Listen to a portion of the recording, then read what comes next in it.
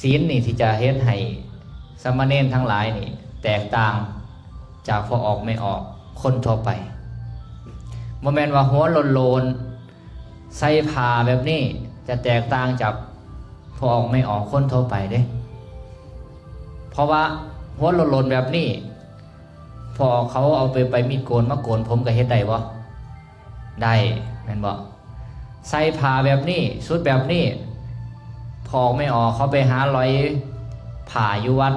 เอามานุ่งมาใส่เฮ็ดได้บ่ได้แต่ว่าเป็นเน้นบ่เป็นหยังคือบ่เป็นหยังคือบ่เป็นเพราะเขาบ่ได้ขอบวชอย่างถูกต้องและตั้งใจสมาทานศีล10เหมือนกับสามเณรทั้งหลายเพราะนั้นสิ่งที่เฮ็ดให้สามเณรทั้งหลายนี่แตกต่างจากพอออกไม่ออกคนทั่วไปนี่คือศีล10ข้อนี่แล้วก็วินัยกฎระเบียบอื่นๆที่เฮ็ดให้เฮานี่แตกต่างให้เฮานี่ประเสริฐแต่ก่อนเฮาน่ะเป็นพอออกทั่วไปแม่นบ่แต่ว่าทีนี้เฮายกฐานะเด้เฮายกฐานะ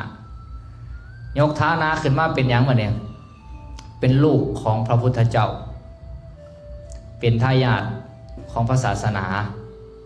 ตอนนี้เฮาเป็นลูกของพระพุทธเจ้าสามเณรนี่แปลว่าหยังสามเณรเนี่ยฮะแปลว่าจัวสามเณรแปลว่าจัวสามเณรนี่แปลว่าเราก่อของสมณะหรือว่าลูกของพระนี่เอิ้นว่าสมณะแปลว่าผู้สงบสามเณรก็เป็นลูกของผู้สงบเพราะฉะนั้นเฮาควรสงบแม่นบ่เฮาควรสงบแต่เวลานั่งฟังพระอาจารย์บรรยายเฮาต้องสงบแต่เวลาพระอาจารย์ถามต้องตอบ ต้องให้ความพอมือนำกันเนาะคันตอบได้ก็ต้องตอบเพราะฉะนั้นเฮ็ดจะได้จังสิเป็นผู้สงบเป็นเล่าก่อของสมณะเป็นทายาทของพระศาสนา